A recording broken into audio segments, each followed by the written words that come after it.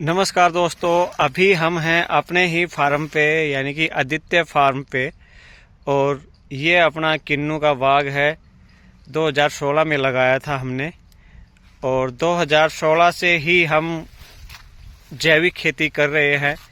और देखिए, गेहूं भी लगा रखे हैं हमने इस खेत में ही।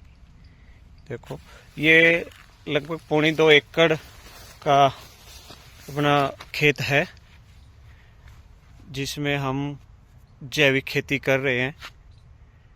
और अभी गेहूं हैं हमारे पास में 711 वैरायटी के लगा रखे हैं। बीच बीच में थोड़ा सा लगा लेते हैं फसल, कुछ ये भी हो जाती है।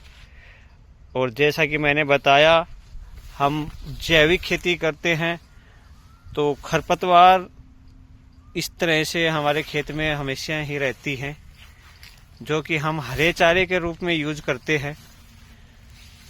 इनको पाड़ के लेके जाते हैं। ये देखो, क्योंकि जो केमिकल वाले होते हैं उनको तो ये खरपतवार ही नजर आएगी और वो लोग एक स्प्रे मारते हैं और सारे खरपतवार खत्म हो जाती है खेत से। लेकिन जैविक खेती करने वालों का सबसे मेन चैलेंज यही होता है, खरपतवार। सब काम हाथों से ही करना होता है। जिस तरह से देखिए, ये खरपतवार उगी हुई है, ये सब हाथ से ही निकाल के लेके जाएंगे पशुओं का चारा बनाने के लिए। तो ये सब मेहनत काफी परेशानी होती है। वैसे तो देखने में तो जैविक खेती में कहने वाले तो कह देते हैं जैविक खेती कर ली, इतना रेट महंगे मांग रहे हैं फसल के। सब काम हाथों से ही करना होता है। ये देखिए, किन्नू की कटिंग भी करवा ली थी, लगभग दिसंबर की शुरुआत में करवाई थी, नवंबर के लास्ट और दिसंबर में। ये देखो, कोई किन्नू छोटी छोटी जो बची हुई है वो अभी लगी हुई है। और जब गेहूं सरसों की कटाई करते हैं उस टाइम पे कोई एक भी किन्नू नजर आती है तो मज़ा सा आ जाता है खाने में, क्योंकि उस टाइम पे हल्की हल्की गर्मी शुरू हो जाती है मार्च अप्रैल में। किन्नू तो उस टाइम पे होती नहीं है, लेकिन कोई एक आध पेड़ पे बची होती है, वो खाकर तो, जैसे कि ये है, इधर खरपतवार है। और इस पेड़ पे एक बड़ी किन्नू भी नजर आई, काफी सही साइज है। इस तरह की कोई है। और जो कटिंग होती है वो हम यहीं पे ही डालते हैं। ये नीचे टहनियाँ पेड़ के आसपास में ही डाल देते हैं ताकि ये पत्ते यहीं पे ही गिर जाएं। देखो, सबके नीचे डाल रखे हैं। और कुछ पेड़ हमारे खराब भी हुए हैं किन्नू के, जिनकी जगह पर हमने मौसमी लगाई है। मौसमी के पेड़ ये हैं और इस तरह के हैं। और कुछ अलग पेड़ भी लगाए हैं इनसे, मौसमी वगैरह से हट के, क्योंकि हम चाहते हैं कि एक एक सभी पौधे हों फलों वाले, बच्चे खाएं तो अपने घर के फल जो खाएंगे तो उस पर पूरा विश्वास है भाई हम ऑर्गेनिक कर रहे हैं। ये देखो, ये आम का पेड़ लगाया हुआ है, अभी जुलाई में लगाया था, ये जुलाई के लास्ट में। और आम के अलावा चीकू, जामुन ये सब भी लगाए हुए हैं। आंवला अब की बार ही लगाए थे। ये अपना चीकू का पेड़ है, जिसको बर्फ से बचाने के लिए हमने ढक के रखा है। छोटा ही पेड़ है, क्योंकि छोटे पेड़ को थोड़ा नुकसान हो सकता है, क्योंकि कभी कभी ना इधर का टेम्परेचर माइनस में भी चला जाता है, तो बर्फ जमने से पेड़ खराब हो सकता है। ये है अपना नींबू का, पिछले सीजन के बचे हुए नींबू भी हैं, ये देखिए। और नए फूल वगैरह भी आने लग रहे हैं इस तरह से।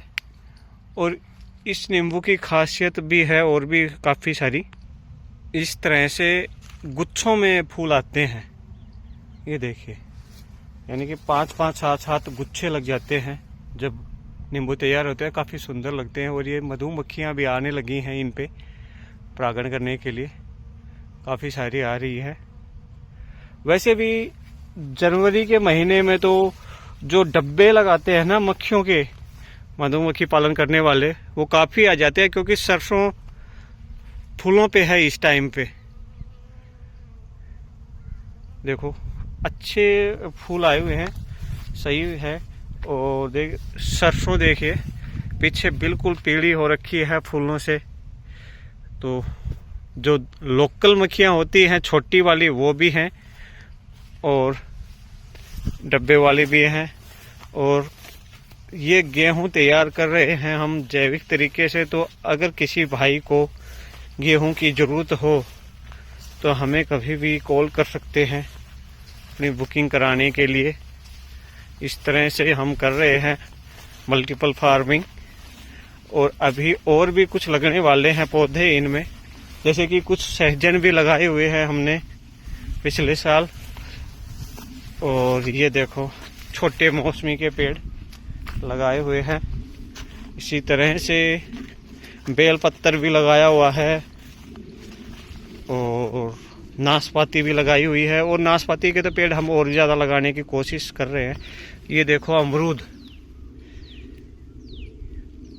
यहाँ पर नीलगाय वाली समस्या काफ़ी है, जो भी पेड़ लगाते हैं नीलगाय खा जाती है उनको। थोड़ा थोड़ा बचाव की कोशिश कर रहे हैं। अप्रैल तक शायद इसमें तार बाड़ हो जाएगी, तो शायद इस समस्या से बचाव हो हमारा। और सहजन को तो देखते ही तुरंत आती है नीलगाय, छोड़ ही नहीं रही है इनको। देखो ये हालत कर दी है सहजन की। वैसे तो दिसंबर जनवरी में फूल गिर जाते हैं, पत्ते गिर जाते हैं इनके। ये देखो बिल्कुल सूखा कर रखा है नीलगाय ने खा खा के। और ये नया कलियां फुटाव आने लगी हैं, अब इधर से भी आने लगी है। सहजन काफ़ी बढ़िया मात्रा में उतरता है इनसे फल, मतलब जो पत्तियां होती हैं वो। और वैसे भी औषधीय काफ़ी अच्छे गुण होते हैं सहजन में। तो इसलिए सहजन तो हम काफ़ी सारे पेड़ और लगाने के विचार में हैं। ये देखिए पत्ते गिरा दिए सहजन ने अपने।